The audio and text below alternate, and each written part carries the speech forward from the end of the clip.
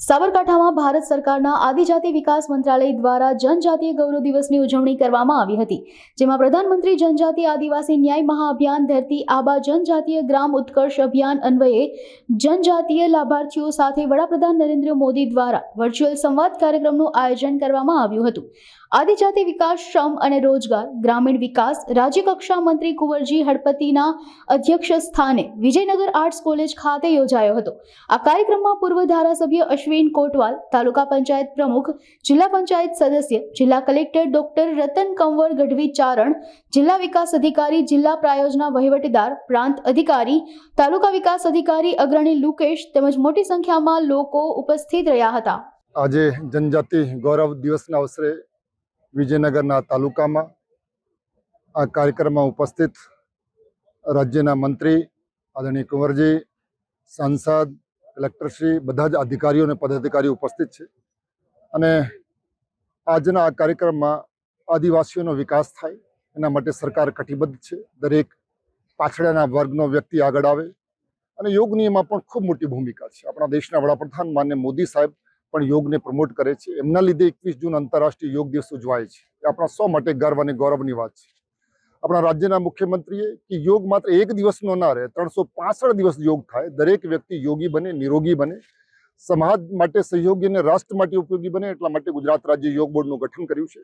અમારા ગુજરાતભરમાં 5000 યોગ વર્ગો ચાલે છે। 1 લાખ યોગ ટ્રેનરો અમે તૈયાર કર્યા છે। અમારું સંકલ્પ છે કે 50,000 યોગ વર્ગો ચાલે, દરેક ગામડે ગામડે, દરેક સોસાયટી યોગ વર્ગો ચાલે। જ્યાં સુધી વ્યક્તિનો આંતરિક વિકાસ નહીં થાય ને ત્યાં સુધી સંપૂર્ણ સુખોની પ્રાપ્તિ નથી થતી। આપણા સૌની જવાબદારી છે કે દરેક વ્યક્તિને યોગ સાથે જોડીએ। યોગ અમને સ્વાસ્થ્ય પણ આપે છે, યોગ અમને શક્તિ પણ આપે છે, યોગ અમને ફિટનેસ પણ આપે છે, યોગ અમને ફિગર પણ આપે છે, યોગ અમને સનાતન ધર્મ સાથે પણ જોડે છે। તો યોગ, આયુર્વેદ, નેચરોપેથી ને સનાતન ધર્મની જીવન પદ્ધતિ આખા વિશ્વને બચાવશે।